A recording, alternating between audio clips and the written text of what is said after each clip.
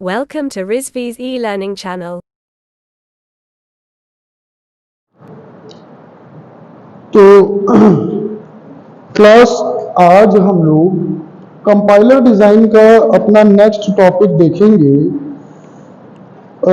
अगली unit 2 unit हमने बता दिया था, आप देख सकते हैं, उसकी नोट्स भी दे दी गई है। अब आज हम ये आपके सिलेबस के अकॉर्डिंग, इस सिलेबस के अकॉर्डिंग हम अपनी 3rd यूनिट स्टार्ट करने जा रहे हैं, जो कि है सिंटैक्स डायरेक्टेड ट्रांसलेशन। तो आज की क्लास में हम लोग बेसिकली 3 पोर्शन को कंप्लीट करने की कोशिश करेंगे। ठीक है, 3 पोर्शन को डिस्कस करेंगे। कौन कौन से 3 पार्ट, इसके 3 टॉपिक शुरुआत के, वो हम लोग जो एक दूसरे से इंटरलिंक्ड हैं उनको आज हम कोशिश करेंगे यहाँ पे समझने की। सबसे पहला है ये आपका सिंटैक्स डायरेक्टेड ट्रांसलेशन, जिसको हम SDT यहाँ पे हमने लिख दिया है, जिसको हम SDT भी कहते हैं, SDT शॉर्ट फॉर्म में, सिंटैक्स डायरेक्टेड ट्रांसलेशन। दूसरा पार्ट है सिंटैक्स डायरेक्टेड डेफिनेशन, SDD। यहाँ पे हम लिख दे रहे हैं, यहाँ हमने SDD लिखा है, फिर भी हम लिख करके बता दे रहे हैं SDD। ठीक है, ये दोनों चीज समझेंगे। फिर उसमें इम्प्लीमेंटेशन है, उसके कुछ रूल्स हैं, तो उन रूल्स को भी समझेंगे। चलिए तो शुरू करते हैं। सबसे पहले syntax directed translation, main part gist हम यहां से देख लेते हैं, उसके आगे की जो स्टोरी है वो हम नोट्स से भी देख लेंगे अभी। ठीक है, तो पहले क्या कहता है, syntax directed translation, it is a method of translating. मतलब ये एक ट्रांसलेटिंग का मेथड है। क्या है, आगे देखते हैं। ट्रांसलेटिंग अ स्ट्रिंग, कोई string into a sequence of actions, मतलब किसी स्ट्रिंग को ट्रांसलेट करना है सीक्वेंस ऑफ एक्शंस यूज करके, उसको सीक्वेंस ऑफ एक्शंस उसमें इंप्लाई करना है।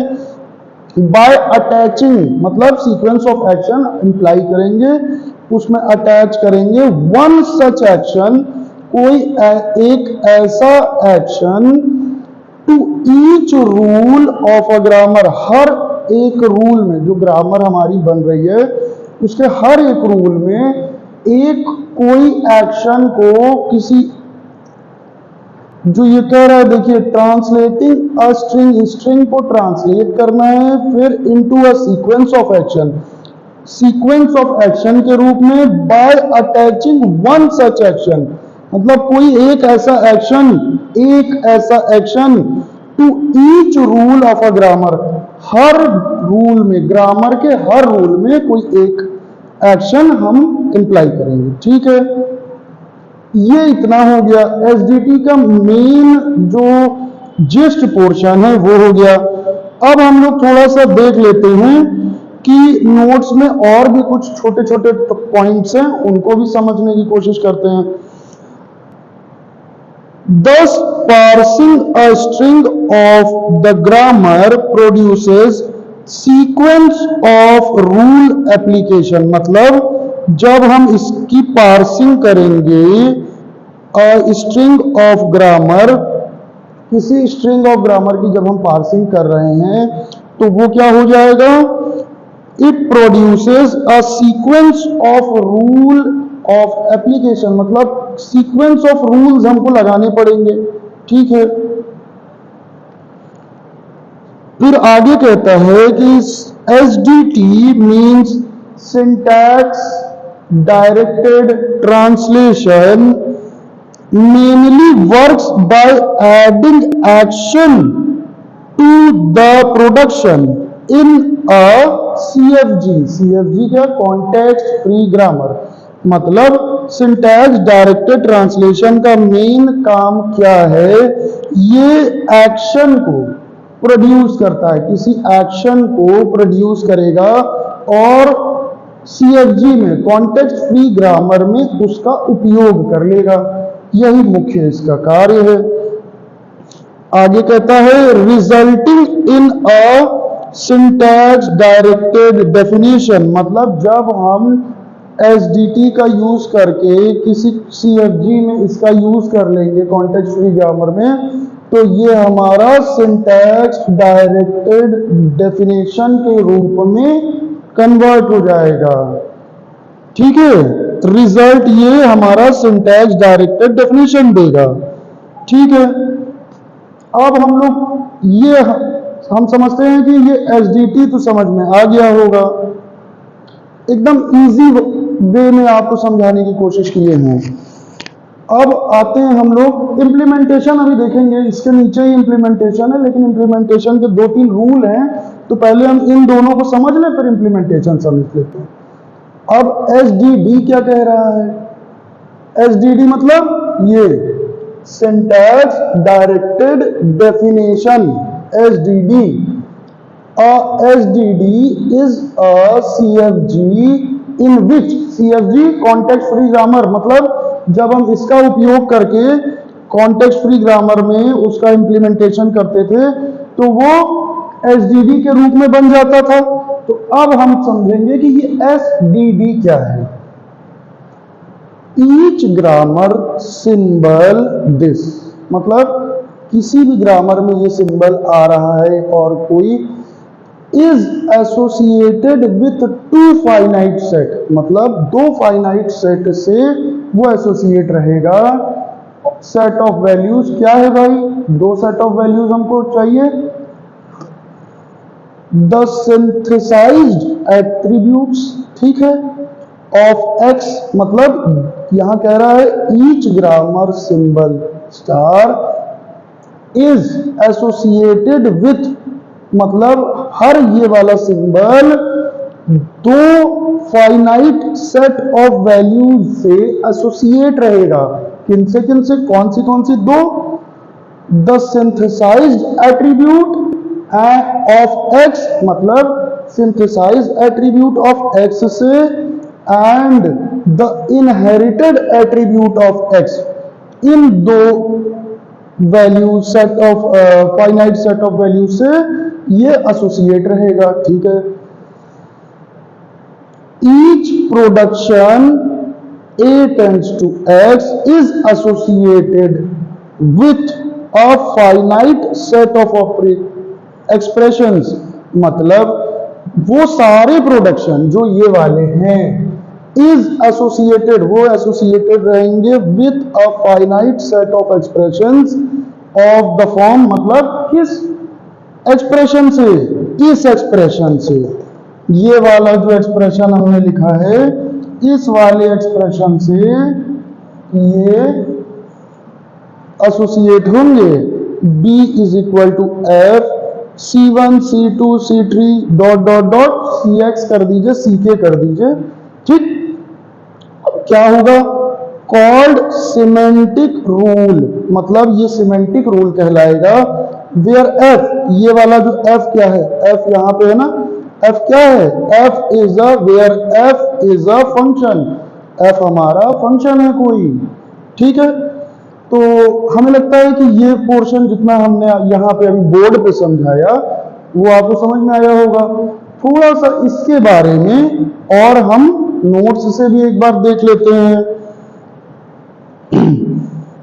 अब इसमें 2 पॉइंट्स हैं, ये कह रहे हैं either B is a synthesized attribute of A, या तो B A का synthesized attribute होना चाहिए, और या तो फिर आगे कहते हैं synthesized and values of C1 C2 and, मतलब ये जो इसकी वैल्यूज होंगी C1 C2 CK तक, वो क्या होंगी? are attributes of the grammar symbol X, मतलब कोई ग्रामर सिंबल ये जो X है इसकी होंगी। ठीक है, क्या होंगी? Are attributes of the grammar symbol X या A, इनकी या इनकी में से कोई एट्रीब्यूट, कोई वैल्यू होगी, इन दोनों में से किसी की। ठीक है, ये वाली C1 C2 C3 CK तक। ठीक, दूसरा पॉइंट कहते हैं और B is a inherited attribute of grammar symbol X, मतलब या तो ये बी जो है इनहेरिटेड सिंबल होना चाहिए, इनहेरिटेड एट्रीब्यूट होना चाहिए किसका, इस एक्स का, इस एक्स का इनहेरिटेड एट्रीब्यूट इस बी को होना चाहिए।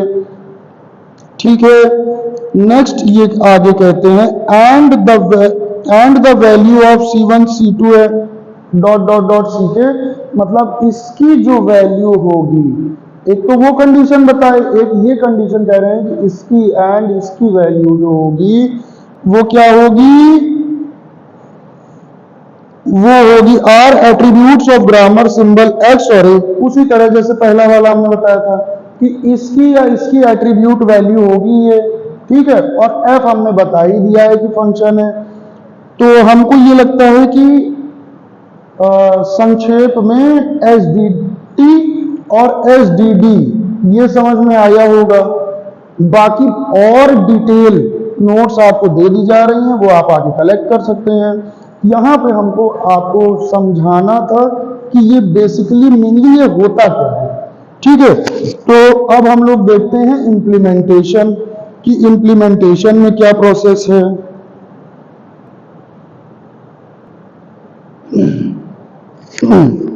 चलिए अब इसको हम देखते हैं भाई, इसका इम्प्लीमेंटेशन कैसे होना है। तो कैसे होना है ये समझते हैं यहां से।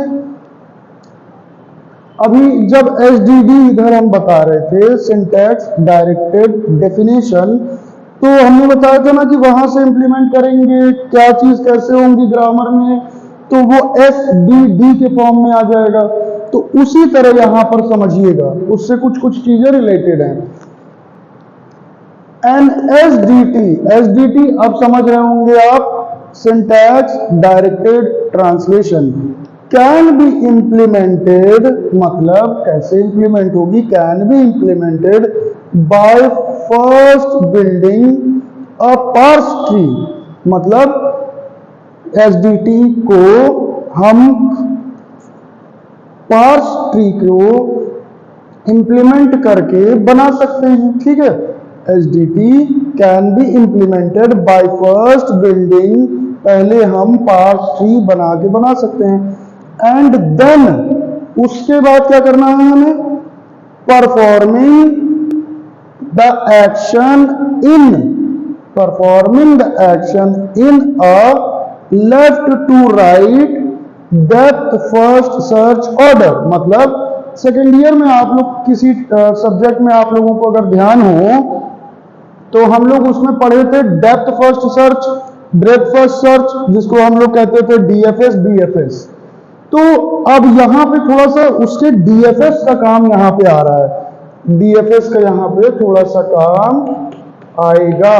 ठीक है, तो ये कह रहे हैं पहले तो हम पार्स ट्री बनाएंगे, फिर क्या करेंगे, देन परफॉर्मिंग, उसके बाद the action in left to right, मतलब लेफ्ट से राइट की ओर डेप्थ फर्स्ट सर्च ऑर्डर में चलेंगे। ठीक है, अगला क्या कह रहा है, अगला पॉइंट ये कहता है typically SDTs are implemented during, मतलब मेनली जो है SDT इंप्लीमेंट किया जाता है कब, during parsing without building a parse tree, मतलब उस समय पार्सिंग के उस टाइम पर जब हम without building a parse tree को ना भी बनाना पड़े तो हम वो चीज कर ले जाए। ठीक है, अब इसमें दो पॉइंट्स आते हैं, क्या आते हैं वो भी हम देख लेते हैं। दो मेन पॉइंट्स है, थोड़ा सा उसमें भी समझने वाली चीज है।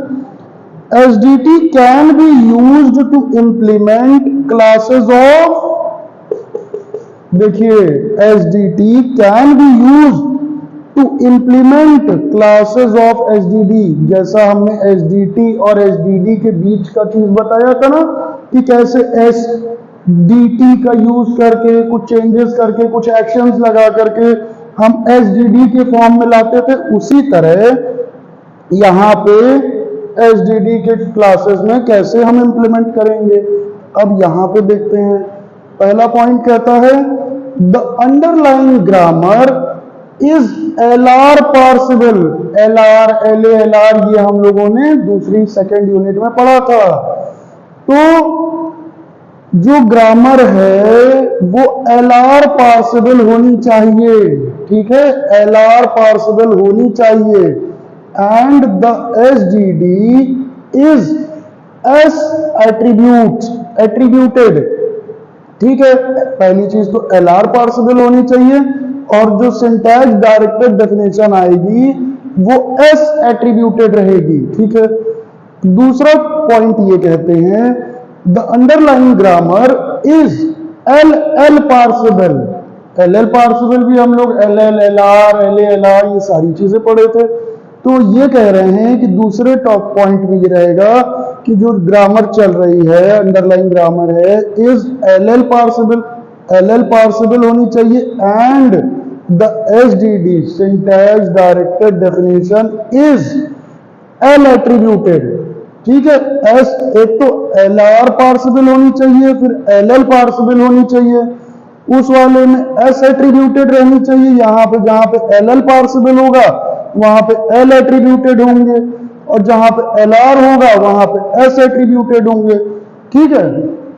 तो हमें ये लगता है कि ये 3 टॉपिक आज हमारे खत्म हो गए हैं, और इसकी डिटेल्ड नोट्स जो है ये तो समझा रहे हैं कि आप लोगों को अच्छे से समझ में आ जाए। डिटेल्ड नोट्स जो है प्रोवाइड कर दी गई हैं, वो आप कलेक्ट कर सकते हैं। तो ठीक है, फिर थैंक यू क्लास। अब नेक्स्ट टॉपिक हमारा नेक्स्ट क्लास में चलेगा। अगला हमारा रहेगा इसमें सिलेबस में आपका इंटरमीडिएट कोड है, postfix notation, parse tree, syntax tree, ठीक है। तो अब नेक्स्ट टॉपिक हम लोग नेक्स्ट क्लास में देखेंगे, डिस्कस करेंगे। तब तक के लिए थैंक यू क्लास।